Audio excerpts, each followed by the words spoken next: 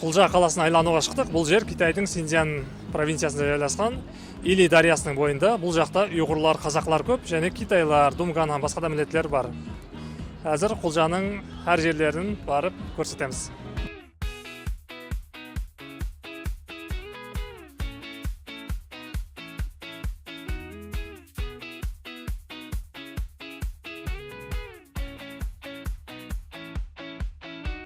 Кулжаның көшелерінің көрінісі осындай. Бұл жақта барлық зданиялардың подвал жағын или кафе, ресторан қалады, или магазин қылып тастайтын екен.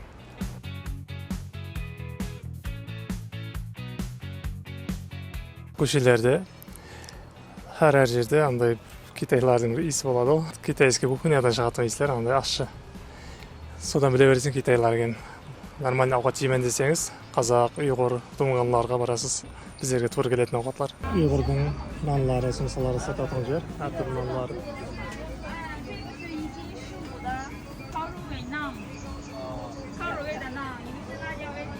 Китайдағы ұйғырлар, қазақтардың жазулары арабша жазылады. Негізі Орта Азияда бұрыннан біздерде де сондай арабша жазу болған, кейін СССР-дің уақытында кириллға өзгертіп жіберген.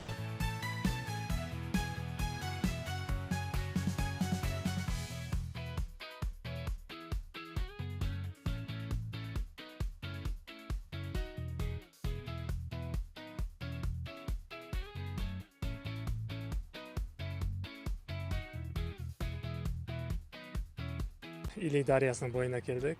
Осыменен Кулжаға сапарымыз, саяхатымыз жұмақланып отыр. Ұйғыршада жақсы демалың, жақсы қыдырың деген, яқшы ойнаң деген екен. Солар айтқанда яқшы ойнадық. Кулжа туралы қысқаша айтып кететін болсақ, көшенің бәрі ауқатланатын жерлер, магазиндер бар кәдімгідей, кішігірім қала.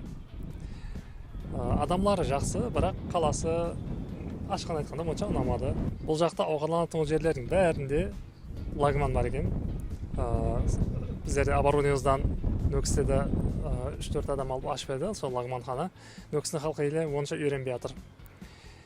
Және ашатын болсаңыз, оборудованиемыздан алсаңыз болады өскендерін.